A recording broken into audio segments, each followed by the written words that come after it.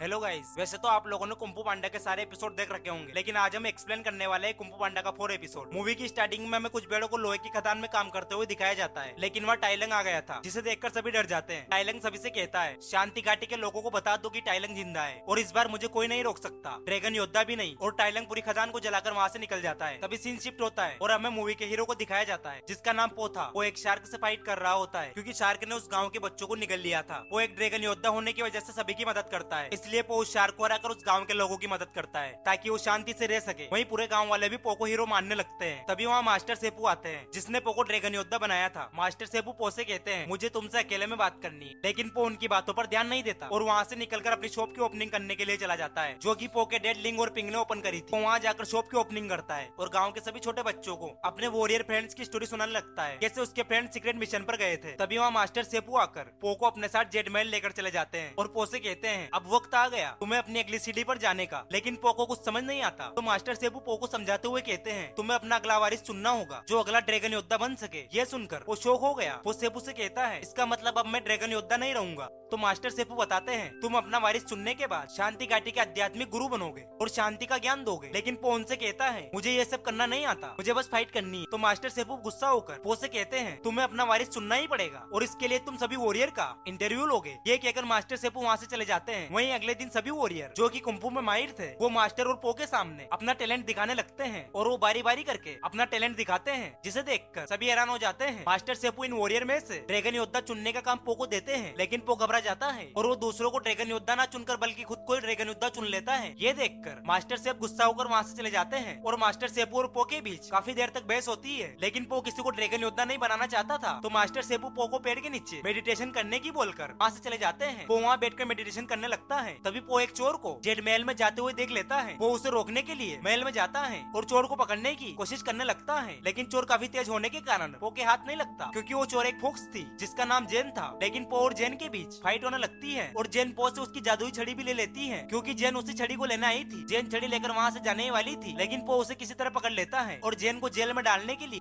उसे एक पिंजरे में बंद कर देता है। तभी वहाँ सारी भेड़ भी आ जाती है, जिसे हमने मूवी की स्टार्टिंग में देखा था। वो पो को बताती कि टाइलंग वापिस आ गया और लोहे की खान से लोहा लेकर उसे तबाह कर दिया। ये सुनकर पो काफी परेशान हो गया था। तभी जेन कहती है कि हर कदम पीछे निशान छोड़ जाता है, चाहे कितना भी छोटा हो। वो जब लोहे की खदान में जाकर तलाशी लेता है तो उसे टाइलंग के पैरों के निशान दिखाई देते हैं, जो आगे चलकर छोटे हो गए थे। ये देखकर पो को जेन की कही हुई बात याद आती है। पो जेल में जाकर जेन से उन निशान के बारे में पूछता है, तो जेन पो को बताती है कि वो टाइलंग नहीं था, दरअसल वो कमेलियन नाम की जादूगरनी थी, तो किसी का भी रूप ले सकती है। वो जेन से कमेलियन का पता पूछता है, लेकिन जेन उसे मना कर देती है। वो कहता है, अगर तुम मुझे कमेलियन का पता बता दोगी तो मैं तुम्हारी सजा कम करवा दूंगा। तो जेन भी मान जाती है। तभी वहाँ मास्टर सेपू आ जाते हैं और पो से कहते हैं कि जादूगरनी को ढूंढने का काम तुम्हारा नहीं है। तो पो कहता है, जाबाज पांच यहाँ नहीं है, इसलिए किसी को तो कमेलियन को रोकना पड़ेगा। ये कहते हुए पो जेन के साथ कमेलियन को ढूंढने के लिए निकल जाता है। वहीं दूसरी तरफ पूरे गाँव वाले पो के बारे में बात कर रहे होते हैं कि पो कमेलियन को ढूंढने गया है, कमेलियन कितनी ज्यादा खतरनाक है और रूप बदलने में माहिर है। ये सुनकर पो के डेड पिंग डर जाते हैं, लेकिन पो के दूसरे डेड पिंग को समझाते हुए कहते हैं, वो एक ड्रैगन योद्धा है और उसने कई सारे मोनेस्टर्स को हराया है। वहीं दूसरी तरफ हम जूनियर सिटी को देखते हैं, जहाँ कुछ बुरे लोग बैठकर कमेलियन की बुराई कर रहे थे। तभी एक आदमी कहता है, हम सभी साथ मिलकर कमेलियन को हरा सकते हैं और उससे छुटकारा पा सकते हैं। तभी उनमें से एक कहता है, कमेलियन रूप बदलने में माहिर है, क्या पता वो हम में से एक हो। तभी कमेलियन अपने असली रूप में आ जाती है, जिसे देखकर सभी डर जाते हैं और कमेलियन से माफी मांगने लगते हैं। कमेलियन सभी से कहती है, आज से 2 दिन बाद चंद्रग्रहण होगा और मुझे बहुत तैयारियां करनी है, इसलिए मुझे कई सारे पैसों की जरूरत है, इसलिए मैं तुम्हारे टैक्स को बढ़ाकर 60% कर रही हूँ। ये सुनकर बियर उसे मना कर देता है। कमेलियन इससे गुस्सा होकर हाथी का रूप ले लेती है और बियर को सीढ़ियों से नीचे गिरा देती है, जिससे बाकी लीडर काफी डर जाते हैं और टैक्स देने के लिए मान जाते हैं। वहीं हम पो के दोनों डेट को देखते हैं, जो घर से छिपते हुए बाहर निकल रहे होते हैं, लेकिन वो आपस में टकरा गए थे। तो पिंग लिंग से पूछते हैं, तुम इतनी रात को कहाँ जा रहे हो? तो लिंग झूठ बोल देते हैं, मैं तो बस चंद्रग्रहण देखने जा रहा हूँ। लेकिन पिंग समझ गए थे कि लिंग झूठ बोल रहे हैं। पिंग कहते हैं, हम दोनों को पो की चिंता है। फिर वो दोनों पो को ढूंढने के लिए निकल जाते हैं। वहीं हम पो और जेन को देखते हैं, जो कमेलियन को ढूंढते हुए आगे बढ़ रहे थे। तभी रात के समय पो को एक बड़ा शहर दिखाई देता है। तो जेन बताती है, ये जूनियर सिटी है और हमें वहाँ नाव से जाना पड़ेगा। लेकिन वो दोनों वहीं पास के एक ढाबे के अंदर जाते हैं, जहाँ की मैनेजर एक पिग थी। वो जेन से कहता है, मैं बोट का इंतजाम करता हूँ और तुम खाने का। वो एक रेबिट से पूछता है, हमें जेनिफर सिटी के लिए कोई बोट मिल सकती है? तो रेबिट उसे पिलीगन के पास भेजता है, जो बोट का कैप्टन था। लेकिन वो पो से ज्यादा पैसे मांगता है, इसलिए पो जाने से मना कर देता है। वही जेन पिक के साथ बैठकर जुआ खेलने लगती है और चीटिंग करके काफी सारे पैसे जीत गई थी और उसने ढेर सारा खाना भी ऑर्डर कर दिया था। तभी पो वहाँ आ जाता है और इतना सारा खाना देखकर खाना खाने लगता है, लेकिन खाना खाते वक्त पो से जेन को धक्का लग जाता है और उसकी पूंछ में से गेम के सारे पीस निकल जाते हैं। ये देखकर सभी समझ गए थे कि जेन ने चीटिंग की है, तो सभी लोग उन्हें मारने के लिए आगे बढ़ते हैं और फाइट करने की वजह से उनका पूरा रेस्टोरेंट हिलने लगता है। पो और जेन एक पिक को मारने लगते हैं, लेकिन फाइट के दौरान पो और जेन रेस्टोरेंट से सीधे एक नाव में आकर गिरते हैं और बोट का कैप्टन बोट को जेनिफर सिटी की तरफ लेकर जाता है। अगले सीन में हम कमेलियन को देखते हैं जो लोहे के पिंजरे बना रही होती है और वो कहती है मैं जल्दी पूरी दुनिया पर कब्जा कर लूंगी, लेकिन ये सब पो अपने सपने में देख रहा होता है। तभी जेन पो को जगाते हुए कहती है हम जेनिफर सिटी पहुंच गए। फिर वो लोग सिटी के अंदर जाते हैं जहाँ बहुत भीड़ थी। वो ये सब देखकर काफी डर जाता है, लेकिन जब वो आगे बढ़ते हैं तो पो को वहाँ बहुत सारा खाना नजर आता है। जेन कहती है ये जगह पहले बहुत अच्छी थी, लेकिन यहाँ कमेलियन ने कब्जा कर लिया और वो सभी लोगों को लूट रही है। लेकिन तभी वहाँ कुछ सैनिक बुल आ जाते हैं और जेन को पकड़ लेते हैं, क्योंकि जेन जेनिफर सिटी में एक वांटेड क्रिमिनल थी जिसके पोस्टर पूरी सिटी में लगे हुए थे। वो जेन को छुड़वाने की कोशिश करता है, लेकिन वो सैनिक पो को भी एक पिंजरे में बंद कर देते हैं। जेन किसी तरह उस पिंजरे का गेट खोल देती है और पो और जेन वहाँ से भाग जाते हैं, लेकिन तभी वहाँ कई सारे बुल सैनिक आ जाते हैं और जेन का पीछा करने लगते हैं। लेकिन जेन और पो उनसे किसी तरह बचते हुए एक टनल में आ जाते हैं और टनल से वो ऐसी जगह पहुंच जाते हैं जहाँ शहर के सभी गुंडे रहते थे। लेकिन तभी वहाँ जेन का मास्टर हान आता है जो जेन पर काफी गुस्सा था, क्योंकि वो उसे छोड़कर चली गई थी, जिससे सभी लोग जेन को मारने के लिए आगे बढ़ते हैं। लेकिन जेन उन्हें किसी तरह अपनी बातों में उलझा लेती है, जिससे वो बच गई थी। जेन मिस्टर होन से वहाँ रहने के लिए पूछती है तो मिस्टर हान भी मान जाते हैं। वहीं हम पो के दोनों डेट को देखते हैं जो उसी रेस्टोरेंट में जाते हैं जो पहाड़ पर बना था। जब पिंग अंदर जाकर पो के बारे में पूछते हैं और उन्हें बताते हैं कि पो उनका बेटा है। ये सुनकर सारे पिंग गुस्सा हो गए थे और रेस्टोरेंट का मैनेजर पिंग को पकड़कर अपने नुकसान की भरपाई करने के लिए बोलता है और पिंग को सूप में डालने ही वाला होता है। तभी मिस्टर लिंग अंदर आ जाते हैं और सभी से कहते हैं मेरे बेटे ने कुंफू मुझसे ही सीखा है। ये कहकर मिस्टर लिंग आगे बढ़ने लगते हैं, जिससे वो रेस्टोरेंट हिलने लगता है। ये देखकर रेस्टोरेंट का मैनेजर उन्हें बता देता है कि पो यूनिवर्सिटी की तरफ गया है। वहीं हम पो को देखते हैं जो जेन को सूझबूझ की छड़ी चलाना सिखा रहा था, लेकिन तभी कुछ रेबिट एक बंदर की पूंछ पर रॉकेट बांधकर जला देते हैं। पो को उस मंकी की मदद करता देख जेन काफी इंप्रेस हो गई थी। मास्टर हान उन दोनों से कहता है ऊपर किले तक जाने का रास्ता बिल्कुल साफ है। फिर वो दोनों किले के ऊपर जाने लगते हैं। तभी पो जेन को मास्टर वेग के दी आड़ू के पेड़ के बीच देते हुए कहता है हर एक बीच आगे चलकर एक पेड़ बनता है। जेन भी वो बीच अपने पास रख लेती है। पो और जेन एक सुरंग के अंदर जाते हैं। वहीं पो के डेड भी पो को ढूंढते हुए यूनिवर्सिटी आ गए थे। पो और जेन भी किसी तरह महल के अंदर पहुंच गए थे, लेकिन उन्हें अंदर बहुत सारे गार्ड दिखाई देते हैं। वो उन सभी से बचते हुए किसी तरह आगे बढ़ते हैं, लेकिन तभी पो को छींक आने लगती है, पर जेन उसकी छींक रोक देती है, जिससे पो पाद मार देता है और सारे गार्ड जाग जाते हैं और उनके पीछे आते हैं। ये देखकर पो और जेन एक सुरंग में जाकर गेट बंद कर देते हैं, जिससे गार्ड तो बाहर रह गए थे, लेकिन पो और जेन एक ट्रैप में फंस जाते हैं। वो उस ट्रैप को देखकर घबरा गए थे। वो लोग उस ट्रैप से बचते हुए किसी तरह आगे बढ़ते हैं। तभी पो लुढ़कता हुआ आगे चला जाता है और अचानक पो के ऊपर एक पिंजरा गिर जाता है। पो उससे निकलने की काफी कोशिश करता है, लेकिन वो बाहर नहीं निकल पाता। पो जेन से कहता है हमें पिंजरे को छड़ी की मदद से उठाना पड़ेगा, और पो अपनी छड़ी जेन को दे देता है, लेकिन जेन उसे धोखा देती है क्योंकि जेन कमेलियन के लिए काम करती थी और कमेलियन भी वहाँ गई थी। जेन छड़ी कमेलियन को दे देती है। ये सब देखकर वो काफी दुखी होता है। कमेलियन बताती है जेन जब छोटी थी तब मैंने ही उसे सहारा दिया था और मैंने ही उसे बड़ा करके ऐसा बनाया था, और तभी से जेन उसके लिए काम करती है। वो कमेलियन से पूछता है तुम इस छड़ी का क्या करोगी? तो कमेलियन पो को अपनी स्टोरी बताती है मुझे भी कुंफू सीखना था, लेकिन मेरी साइज छोटी होने के कारण मुझे किसी ने कुंफू नहीं सिखाया, इसलिए मैंने जादू सीखा और अब मैं इस छड़ी की मदद से रूह की दुनिया का रास्ता खोल दूंगी और सभी मरे हुए कुंफू मास्टर की रूह से उनकी सारी एबिलिटी को छीन लूंगी, जिससे मैं एक कुंफू मास्टर बन जाऊंगी और दुनिया पर राज करूंगी। ये सुनकर वो पिंजरे से बाहर निकलने की कोशिश करता है, लेकिन कमेलियन उसे बताती है तुम इसे तोड़ नहीं सकते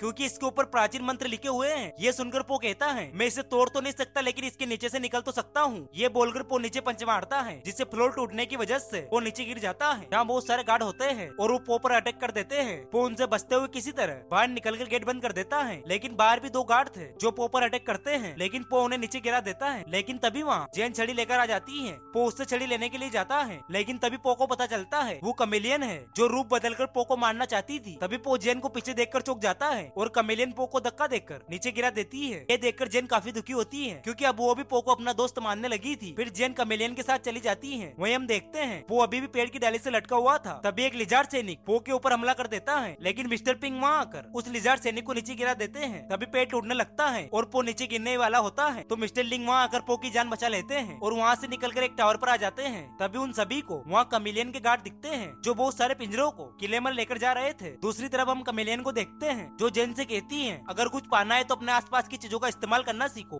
और हमने पो का इस्तेमाल उसकी छड़ी को छीनकर उसे खत्म करने के लिए किया था। ये सुनकर जेन को समझ आ जाता है कि कमेलियन ने उसका भी इस्तेमाल अपना मकसद पूरा करने के लिए किया है। अब कमेलियन रू का दरवाजा खोल देती है, जहाँ वो सबसे पहले टाइलंग को बाहर निकालती है। टाइलंग पूछता है तुमने मुझे क्यों बुलाया, तो कमेलियन बताती है मुझे तुमसे कुंफू सीखना है। तो टाइलंग कहता है मैं अपना हुनर किसी को नहीं सिखा सकता। ये कहकर वो वहाँ से जाने लगता है। तो कमेलियन रू की दुनिया का दरवाजा बंद कर देती है और कमेलियन के गार्ड टाइलंग पर हमला करने लगते हैं, लेकिन टाइलंग सबको अपने कुंफू से हरा देता है। लेकिन कमेलियन अपनी जीभ से टाइलंग का हुनर छीनकर उसे पिंजरे में कैद कर देती है और कमेलियन एक एक करके सभी मास्टर का कुंफू छीनने लगती है। ये सब देखकर जेन दुखी होकर वहाँ से बाहर निकल जाती है। वही हम पो को देखते हैं जो छड़ी लेने के लिए किले में जा रहा था। तभी रास्ते में उसे जेन मिलती है जो पो को देखकर काफी खुश होती है, लेकिन जेन ने पो को धोखा दिया था इसलिए पो जेन से बात नहीं करता और आगे बढ़ने लगता है। लेकिन जेन पो को रोकती है और पो से कहती है मैं तुम्हें अंदर मरने के लिए नहीं जाने दे सकती और पो को गले लगा लेती है। जेन कहती है मुझे समझ आ गया, तुम ही मेरे सबसे अच्छे दोस्त हो। ये सुनकर पो भी उसे माफ कर देता है। जेन पो को बताती है तुम कमेलियन को नहीं रोक सकते। पो कहता है मुझे कोशिश तो करनी चाहिए और वो किले में चला जाता है। पो के दोनों डेड जेन से कहते हैं हमें पो की मदद करनी होगी। जेन कहती है हमें इसके लिए फौज की जरूरत पड़ेगी और जेन अपने मास्टर हान के पास जाकर मदद मांगती है, लेकिन हान मदद करने से मना कर देते हैं। जेन उन्हें समझाते हुए कहती है ये शहर हम सबका है और कमेलियन पावरफुल बन गई तो हम सबको मार देगी। तो हान भी मदद करने के लिए मान जाता है। वहीं हम किले पर कुछ गार्ड को बातें करते हुए देखते हैं। वो वहाँ जाकर उन सभी गार्ड को किले से उल्टा लटकाकर आगे बढ़ जाता है। वहीं हम पो के डेड को देखते हैं जो जेन से कहते हैं तुम अंदर जाकर पो की मदद करो, हम गार्ड को संभाल लेंगे। फिर मास्टरलिंग गार्ड को गेट से दूर ले जाने के लिए उनके सामने जाते हैं, जिससे सभी गार्ड उनके पीछे पड़ जाते हैं और मौका देकर हान और उसके साथी गार्ड के ऊपर हमला कर देते हैं। वहीं पो किले में पहुंचकर सभी मास्टर्स के पास जाता है, लेकिन सभी मास्टर्स पो को सुनाते हैं क्योंकि पो ने कमेलियन को छड़ी दे दी थी। तो पो उन सभी से वादा करता है कि मैं उससे वो छड़ी लेकर तुम सबको रूह की दुनिया में भेज दूंगा। फिर पो कमेलियन के पास जाकर अपनी छड़ी वापस मांगता है तो कमेलियन भी उसे छड़ी दे देती है क्योंकि कमेलियन ने सारे मास्टर से उनका हुनर छीन लिया था।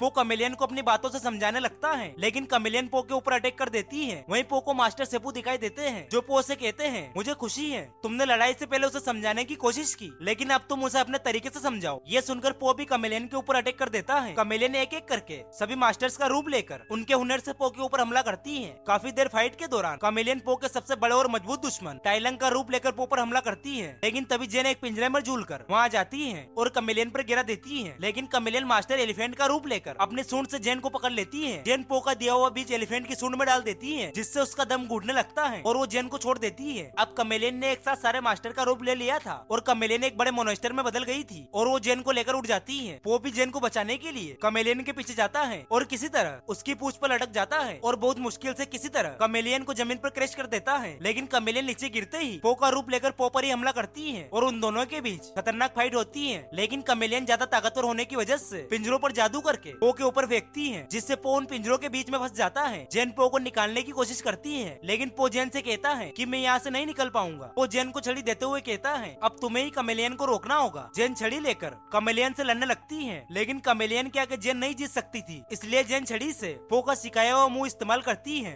और कमेलियन उसके अटैक से बच नहीं पाती और हार जाती है। वहीं पो भी पिंजरे से बाहर आ जाता है। जेन ये देखकर पो से कहती है तुम बाहर नहीं आ सकते थे। तो पो बताता है कि बीज को जब तक उगने का मौका नहीं दिया जाता तब तक वो उगता नहीं है, क्योंकि पो समझ चुका था कि जेन उसकी शिष्य बनने के लायक है, इसलिए उसने जेन को छड़ी दी थी। वो लोग बातें कर ही रहे होते हैं, तभी कमेलियन उनके ऊपर अटैक करने आती है, लेकिन पो छड़ी की मदद से कमेलियन पर अटैक करके उसे नीचे गिरा देता है और छड़ी उसकी जीभ पर छू देता है, जिससे सभी मास्टर्स का हुनर उनके पास चला जाता है और वो सभी लोग पिंजरे से बाहर आकर पो की तारीफ करने लगते हैं। टाइलंग पो से कहता है मास्टर उगवे तुम्हारे बारे में सही कहते थे, तुम इतने भी नकारा नहीं हो। और सभी कुंफू मास्टर पो को झुककर रिस्पेक्ट करते हैं। इसके बाद पो छड़ी की मदद से रूह की दुनिया का दरवाजा खोल देता है, जिससे सभी मास्टर्स रूह की दुनिया में वापस जा सके। टाइलंग कमेलियन को भी अपने साथ रूह की दुनिया में लेकर चला जाता है। इसके बाद हम पो को जेन के साथ देखते हैं जो शांति घाटी में होते हैं। पो जेन को मास्टर सेपू के पास लेकर जाता है और सेपू से कहता है कि अगला वारिस जेन बनेगी। ये सुनकर मास्टर सेपू वहाँ से चले जाते हैं। पो जेन की ट्रेनिंग शुरू करता है, तभी वहाँ जाबाज 5 भी सीक्रेट मिशन से वापस आ जाते हैं और सभी मिलकर जेन को ट्रेन करने लग जाते हैं। और इसी सस्पेंस के साथ इस मूवी की हैप्पी एंडिंग हो जाती है। और गाइस आपको वीडियो अच्छी लगी हो